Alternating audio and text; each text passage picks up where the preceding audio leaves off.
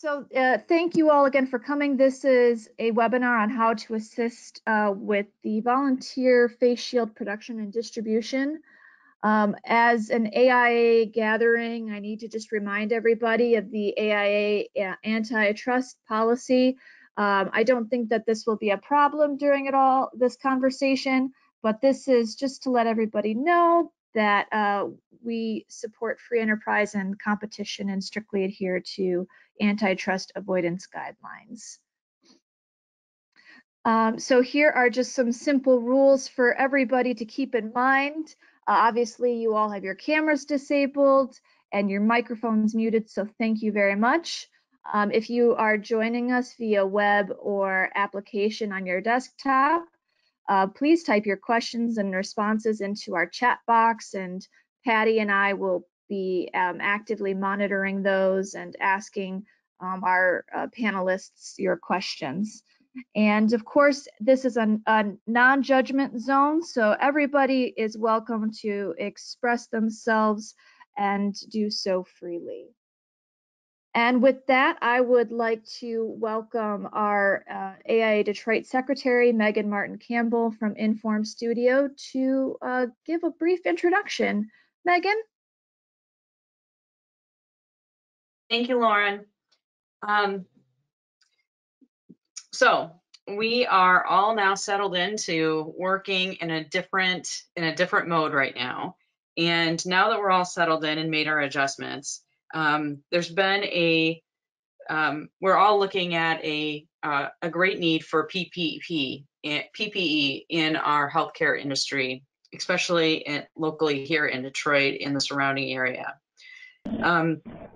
This chat today is really to try to bring all of our resources together, and for those that are interested, to see if we can learn from a few people that have already stepped up to this challenge of printing or fabricating face shields, and help others potentially who want to start making as well. So we're going to go over a couple of key topics today, which will be, I think, in the slides coming up. But I want to keep this really brief and really want to keep this brief and really let much time for the panelists that we have for today. We have a couple people from Newman Smith, from Smith Group, from Hamilton Anderson, and also Brian DuBois on the call today. And they're going to go through a series of what they've learned in starting up their process to print, some of the issues that they've encountered, and then suggestions for moving forward. So with that, I'll send it back to Lauren.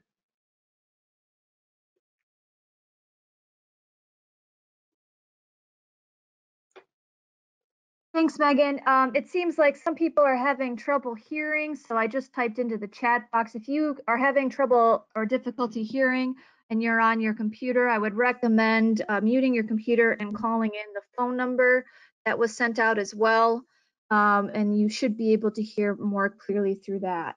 So with that, I would like to introduce today's panelists. As Megan alluded to, we would love to welcome Derek White from Smith Group, John McGarry from Newman Smith, Clayton Wenrick, Brandon Markham, also from Newman Smith, Megan Diecchio from Hamilton Anderson, and Brian Dubois of Brian Dubois Atelier and 237 AM Studios. So all of these guys are currently active in producing face shields for in some way or capacity, either here locally or nationally. And with that, I am going to pass it off to Derek, who's going to give us a quick introduction, and we'll go through each of our panelists, who will also give their quick introductions and perspectives. And then, of course, the agenda that we have today, we'll be talking about the process and lessons learned, and how, of course, you guys who have all expressed interest in helping out, how you can contribute to this movement. So Derek, if you would like to start us off, please take it away. Sure. Hi, this is Derek White with Smith Group. I head up the technology group for our firm. So a couple of weeks ago, we started looking at retasking our, we have 5 kind of commercial level Stratasys printers across our offices. And so we started looking at how we could retask those to help out, just like many of you here on this call. And we ended up going with the Prusa model, RC3, which is what you see a few of them stacked on my dining room table. We went with this model because there were a number of healthcare providers that we reached out to that preferred this model. I think in many communities, depending on how desperate they are, they're willing to take anything we can give them. So I think that's something we should talk about on today's call, about just making things kind of right-sized for where we plan on delivering them. So we did some work with these and did a couple of test prints, and now we're printing out stacks of them, kind of 26 at a time. And we've been able to work with our vendor to secure the actual foil, the shield, the clear shield. So those are getting CNC cut for us. And then we've secured some elastic for the straps through some work locally with Carhartt. So definitely logistics and materials are probably a good topic for today. With that, I'll turn it over to John. Thank you, Derek. Appreciate it. John?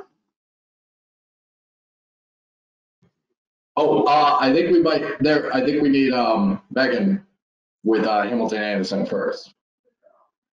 Megan, are you on the call?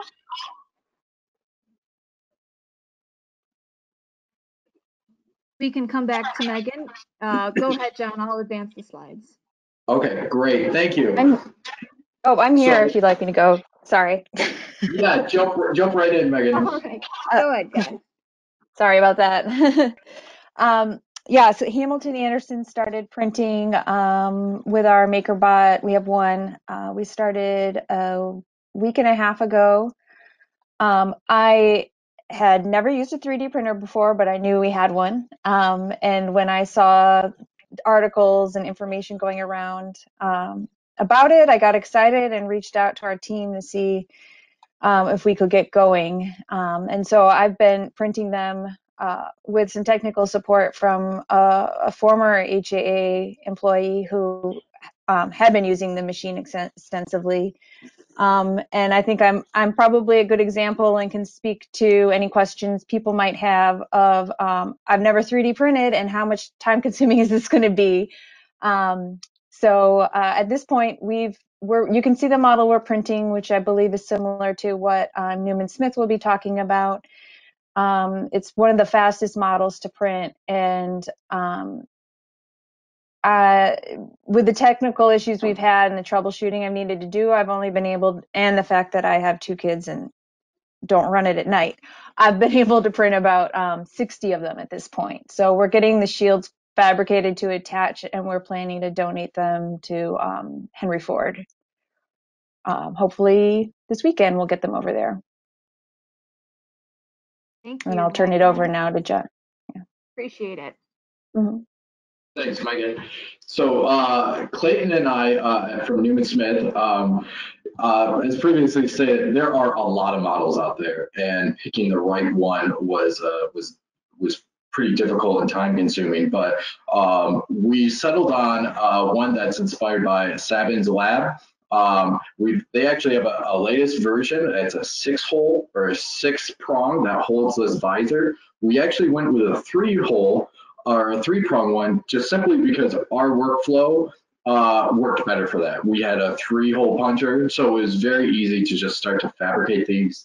It was very grassroots, so we gravitated towards this design. But there were some lessons learned with that. If you don't mind moving the slide, changing the slide. We were able to crank out a lot of them, but we were cranking out a lot of them, but we were also having some quality issues with it, and that's mostly because of the dip in it. We call it the cup in the headband piece. So we decided to make it solid, and with making it solid, we were able to start to explore things differently. We could make the infills less, which then we could print things much faster and got a better quality with it. Clayton, you want to explain a little bit more? Yeah, sure. So pretty much what John said covered it, but yeah, what you would think would take longer because it's solid actually took the same amount of time because there was less detail. And so like kind of exploring a lot of those opportunities when you're looking at your model and how you can save time, that's one of the things we're going to be working really hard to share with everybody so they don't have to go through all that process of discovery themselves. Yeah, you can see so far right here on that previous one, but you can leave it on the slide. But we've been able to we were running those out, and they're very smooth to the touch. There's you don't see any lines or anything like that on the print quality, which is trying to keep it as clean as possible. Clayton, Yeah. I'm sorry. Do you have a laptop and a phone going? Let Because me. I think you need to mute your microphone on your laptop if you're speaking on your phone. I'm just hearing we're hearing an echo coming back and forth. Okay. Is that better? Yes, thank you so much. I apologize, everybody.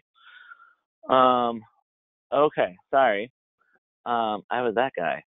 So, but just to try to keep on track, going to the next one, looking at different models that you can, if you can't necessarily fit the whole headset on some smaller beds, there are options out there, and we've explored them with doing broken prints. So you can have it in two pieces and assemble it as one, and it will work. It actually turns out to be very sturdy. So there's a lot of options if you have a 3D printer, no matter what size it is, to help out.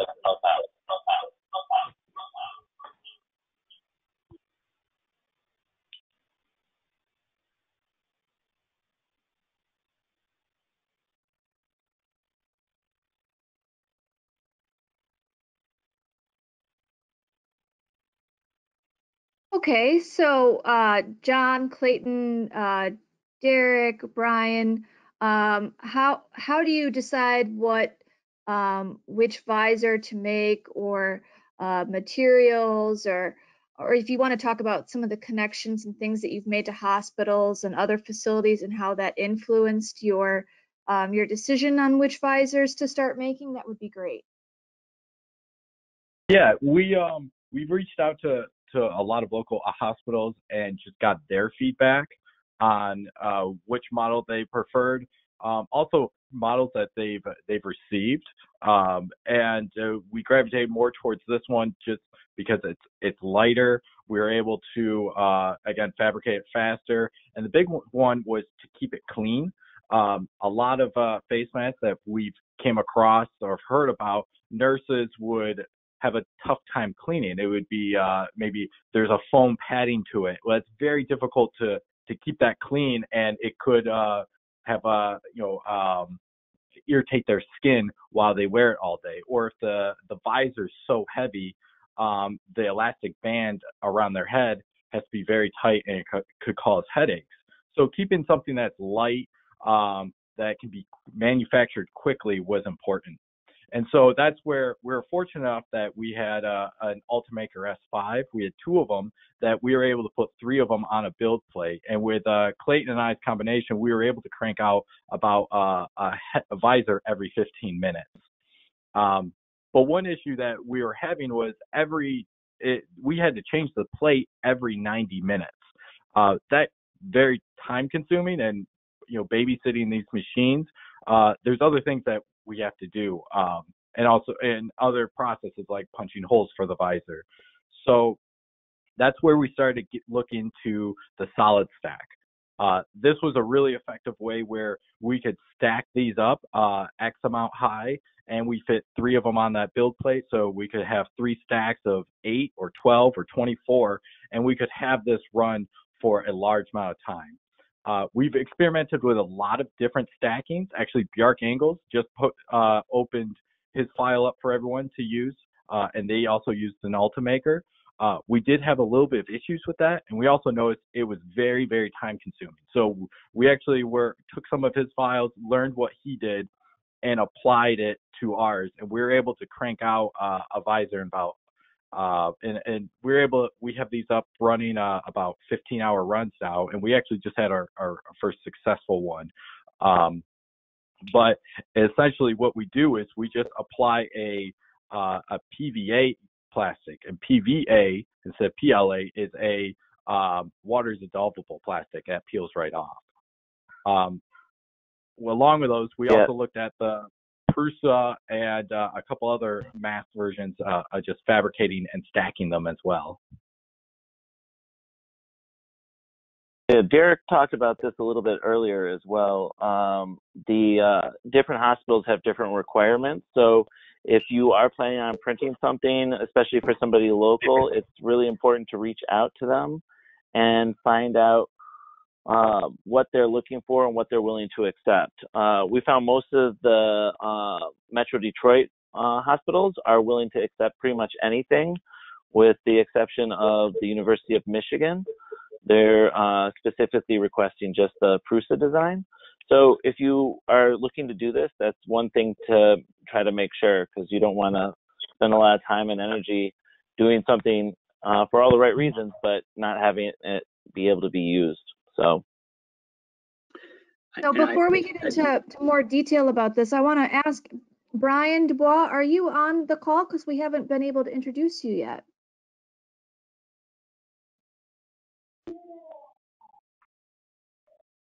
Okay. All right. Well, we'll check again a little bit later. All right, guys, keep on going. I know we have a lot of things to cover about materials and equipment and stuff, so my apologies for the interruption.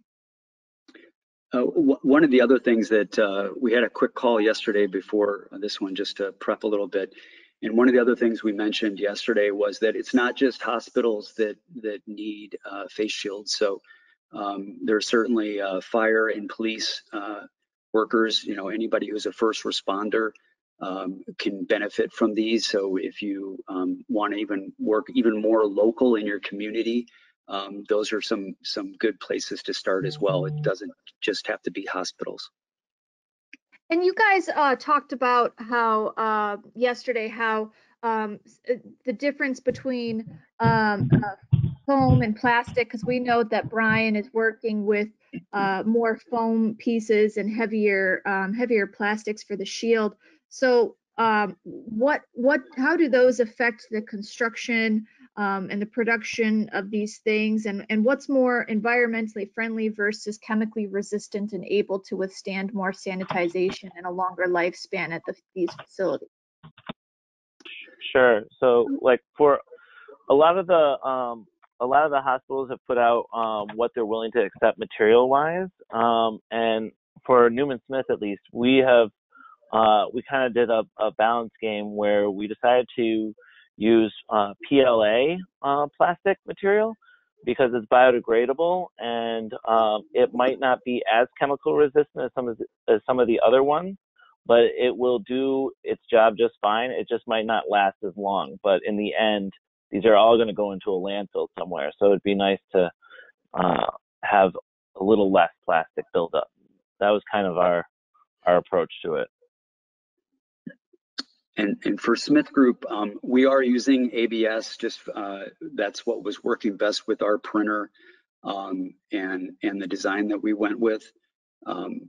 So I think it's also like what your printer can deal with, and the speed, and again the local delivery. The hospitals that we spoke to, because we're delivering these nationally, there was probably, it seems to be more of a trend in some other cities for them to be concerned about the actual particular model and cleaning it.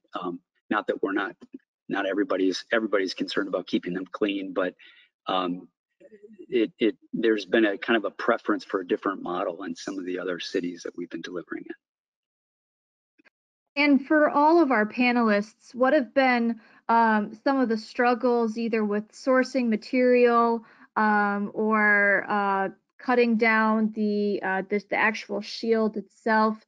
what have been some of the issues that you guys have run into, or whether it's with the distribution of these things afterwards?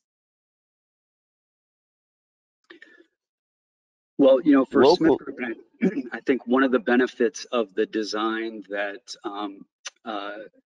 Clayton and Brandon are using is that it doesn't require a lot of, you know, it only really kind of requires 2 different materials, and you can certainly use a rubber band on the back of it, whereas the Prusa design requires some kind of strap to really hold it on. And initially that was challenging for us to get the elastic, but we finally secured that. So again, that's something else to consider when you're picking the model you're going to go with, is how you're going to get all the materials and then assemble them. John, Clayton, do you want to talk about sourcing materials for your efforts with Newman Smith? Sure. So we locally we reached out to a lot of different places trying to find help with the shields. That was and still is a very difficult thing, and we have a couple of leads since the AIA's got involved and started bringing more people together, but it's a real hard thing for us here. We would like to keep it local because then it's money we're putting back into the community, but it's just a real short supply. So we actually went with a much thinner shield. Like we're using 5 mil and 10 mil PVC, which most of the hospital, actually all the hospitals we talked to, they are fine with that. But we're outsourcing ours from California and having it shipped here. It's pre-cut. We just have to punch the holes. But it's more or less a glorified clear PVC binder divider. It's like you can find them online at 8.5 by 11 sizes. We have ours slightly oversized at 9 by 11.5. But again, right now, most of the local hospitals will be happy to accept anything as long as it's something that can be cleaned and isn't like flimsy. As far as our printing material, we've been fortunate to work with a local distributor here that's been helping us out. Clayton, you mentioned that you're using like a 3-hole punch to punch that. Did you experiment with different thicknesses of plastic? Because at some point, if it gets too thick, you're not going to be able to use a hole punch very efficiently. No, that's a great point. So for us so far, we're able to, we were able to bring some of our heavy duty ones before our office was locked down home from Newman Smith, and they've been able to, with the 5 mil PVC, I can actually punch through 5 sheets at a time. With the heavier grade, it's just 1 or 2. But so far that's been working. But if you go any thicker or heavier than that, or like obviously the shields that you guys are using are substantially heavier, and those it would not work for. Right. Yeah, we're having ours CNC cut with the holes in them. And there's no way you could punch through those. Yeah. So it looks like we've been joined by Brian Dubois. Brian, do you want to chime in? Because we know that you're using slightly different materials for the face shields that you're constructing.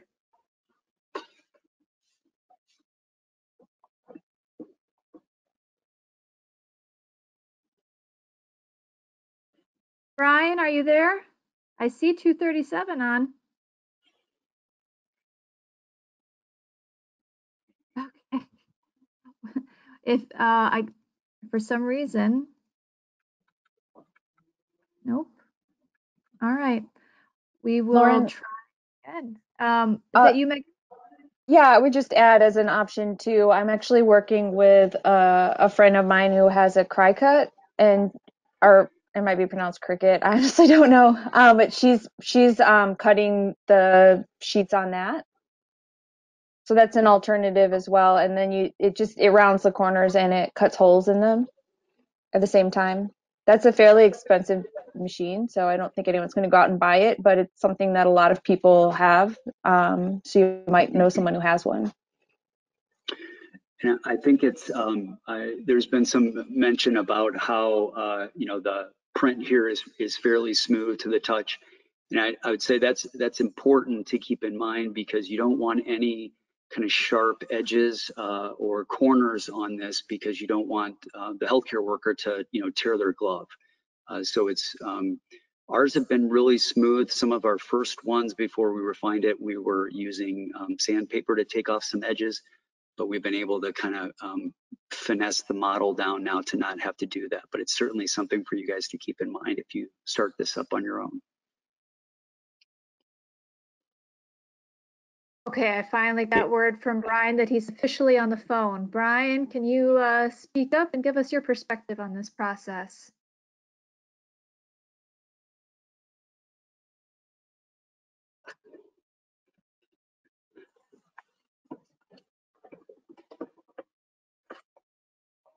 Brian, you have to unmute yourself if you're on the phone.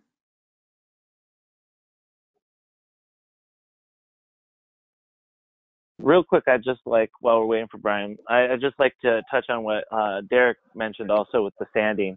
Especially if you're using some of the smaller printers, the quality is going to be much less. We found on some of those, there's a couple of things you can do. You can use the fingernail files. They have some curved ones. You can order those from Amazon or something, and those get in the curves and smooth it out really nicely. Hey, hello, this is Brian. Can you hear me now? Hello? Yes, we can. Yes. Thank you for joining us, Brian. Sorry about Yeah, the issues. yeah, I had All right. something clicked. I had a button clicked. It wasn't supposed to be unclicked, but yeah. So I'm going the opposite route. My face shields are a little thicker.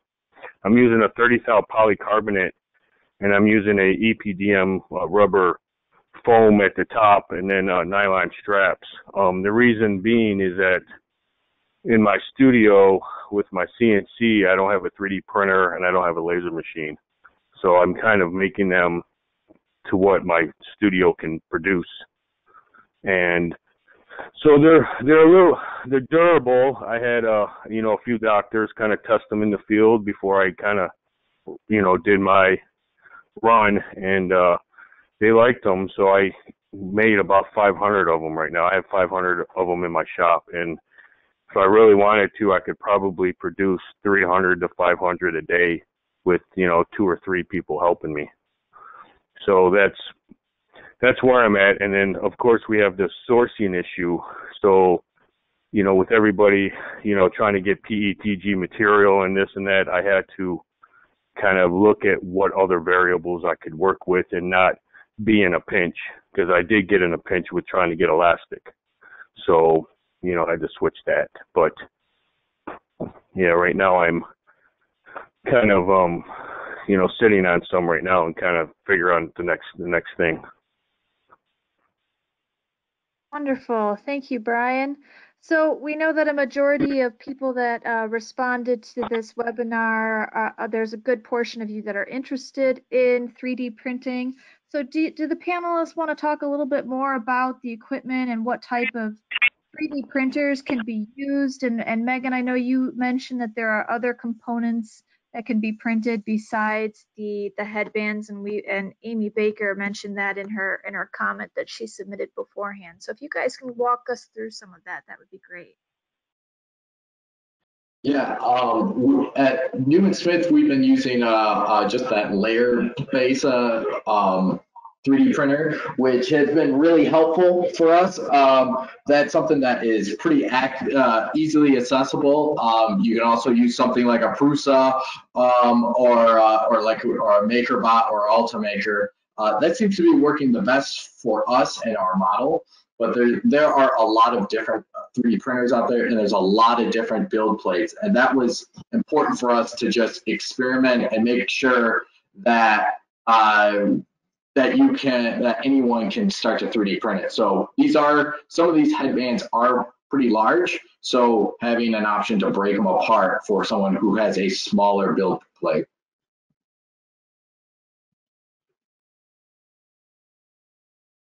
Hi, this is And then, Amy. I oh, can add to that a little bit. I know not all of the print beds are large enough to efficiently print these face shield parts.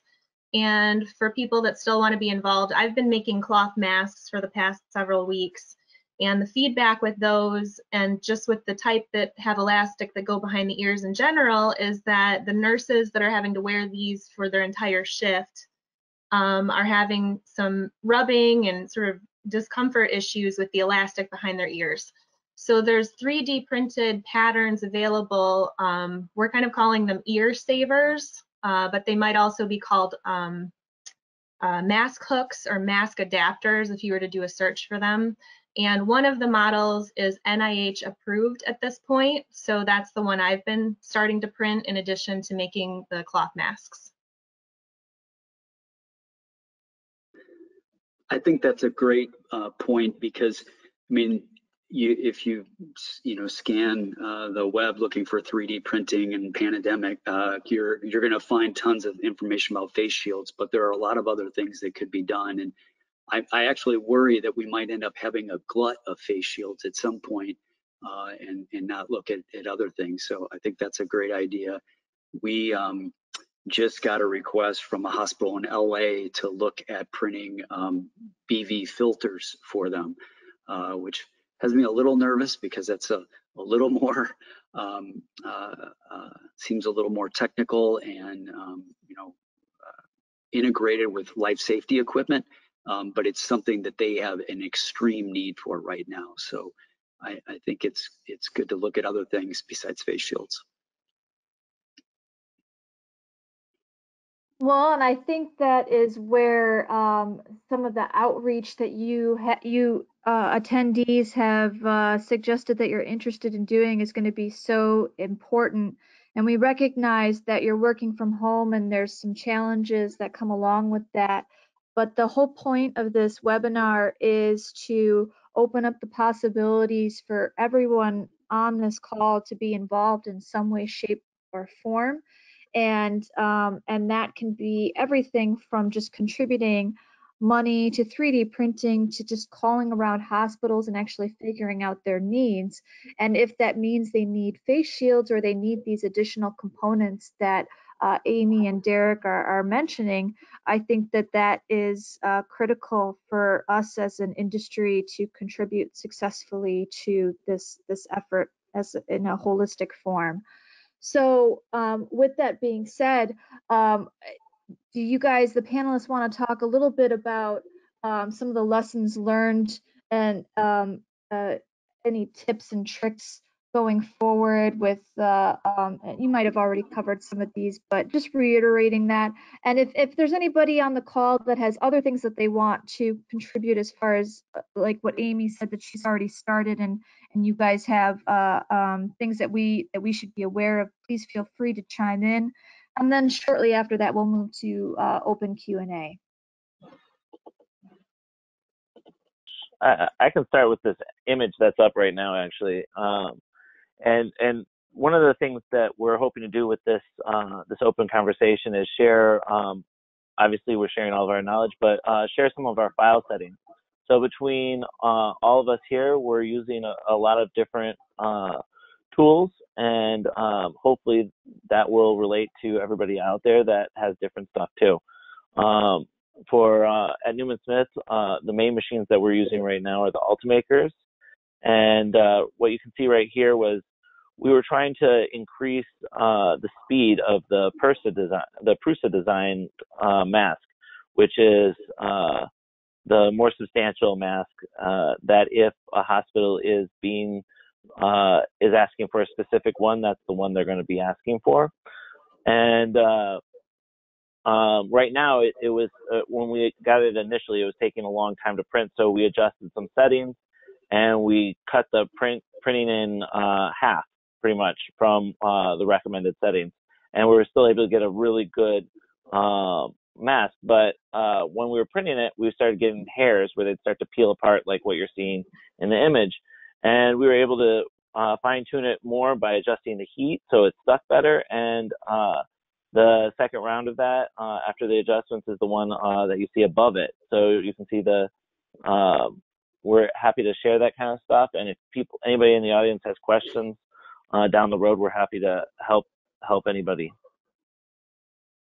I think another lesson learned that we did was we use a 0.4 millimeter nozzle, and really the recommended thickness, layer printing thickness, is a 0.2 for that nozzle. And when experimenting, Clayton and I were able to lay down some glue on our glass heated bed and print it at a 0.3.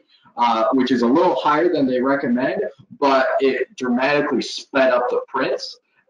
It's just hard to get that initial layer of plastic down. So that's why we used the glue, and we were able to get a much faster print, and it stuck, and it was a good quality print where we didn't have any hairs or burrs on the end. So I thought that was something that was pretty innovative, where we were balancing speed and quality.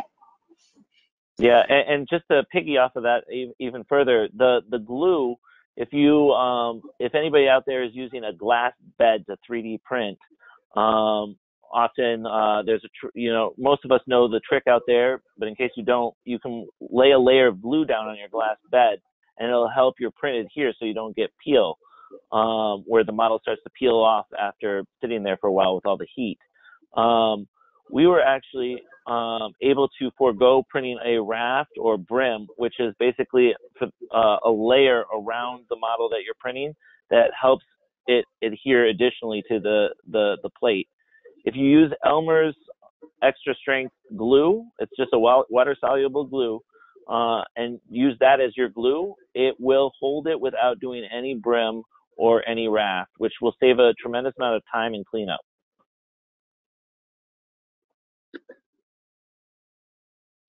I think one of the other things for us, and this is probably for the printers with multiple spools, but to make sure you size, if you do end up stacking, so you're printing multiple headbands at once, to make sure that you don't want to run out of plastic in the middle of a job, or if your spools can switch. I know that was something that we worked on quite a bit at the beginning to make sure we could kind of maximize the print job based on the length of plastic.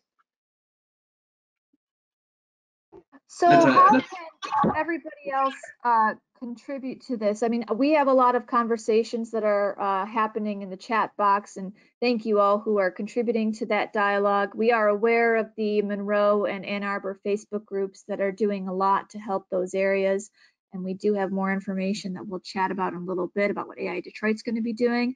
But panelists, how can these guys get involved and best contribute to what you guys are already doing, or what they can do additionally by themselves?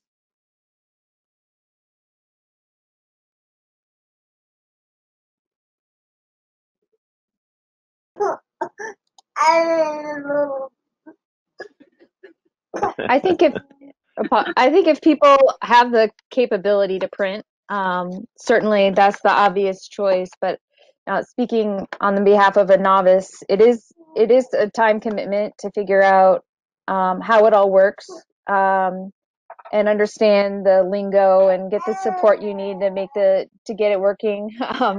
Besides the financial commitment, if you don't have ready access to a 3D printer, I think there are a ton of ways that people can help with just sourcing materials, connecting with people who are seeking donations, whether they're medical or police, or someone mentioned grocery stores, and starting to figure out create the pipeline that we can all be feeding into to get these out to everyone who needs them. And Yeah. each hospital it has different needs and requirements, and Savin Studios or Savin's lab actually has a Slack channel, and in their area, hospitals are only accepting the headbands, and they're telling people, don't worry about the face shield, we have those, we just need the headband. So if you are having trouble finding face shields or a good resource for them, talk to your local hospital and see if They just need the headbands. Yeah, and I think it can't be stated enough, you know, just like anything that we experience in the world, it's all about connection. So, you know, reach out to a lot of us, you know, if we think about it, we realize we might know somebody that knows somebody that has access to some of this equipment that can make a difference. So, you know, reach out to people you know. That can sometimes make more difference than printing or you know, trying to deliver and stuff like that. So, you know, sharing resources is what we're all trying to do right now. So, you know, reach out. So with that being said, I'm going to move it on to open Q&A, and then we'll talk about how AI Detroit is going to sort of try to help coordinate everything that we have discussed and touched upon today. So if anybody on the call wants to chime in as far as specific questions relative to the conversation today, I welcome that right now.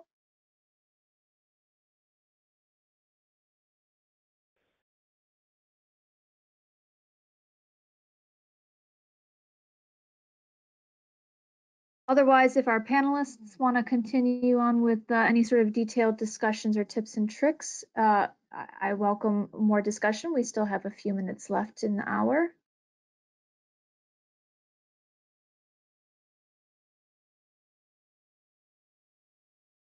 All right, everybody wants to get back to work early today. Okay, so thank you all for joining us. So right now, AI Detroit is going to be working over the next few days to collect and organize the resources that have been mentioned on this webinar. We will get in touch with the Monroe and Ann Arbor groups, and yes, we are planning on creating an online Google Drive folder that will be shared out, that will have databases, live Excel sheets that will track healthcare facilities and other facilities in the area and their needs, as well as 3D printing files and a database to track materials and sources and availability. So those are all things that might take us a little bit of time to get together, but we have your information if you either RSVP'd through Eventbrite or filled out the online survey, which we will continue to keep up and running beyond this webinar. And we will certainly do our best to help you and help the folks already in production to keep up with demand while this pandemic is ongoing. And of course, make an incredible difference with the capabilities that the AEC industry has. So I just want to say thank you again all for your interest and your willingness to support this effort. It's an incredible thing that we have the ability to contribute to, and I'm extremely excited about the possibility of helping out the local community coordinate and help out the Detroit area. So with that being said, if our presenters want to put in any final words, I would welcome that, and then we will officially end the webinar.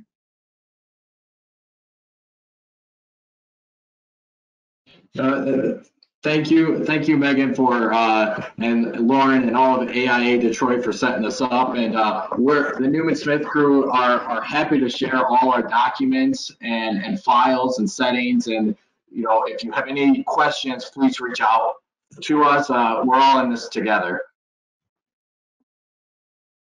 Thank you, John. Yes, thanks, Lauren and Megan. Thanks, AIA Detroit, and for everybody joining today. And again, we're all in this together and helping out. And I think hopefully we can post all of our contact info if that won't be on the Google Drive, so we can answer questions. We can certainly make that happen, of course. Thank you, Derek.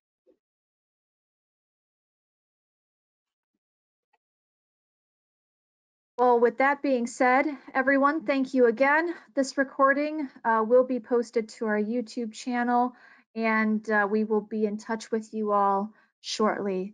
I hope you all have a wonderful afternoon, and please everybody stay safe and have a good rest of your week.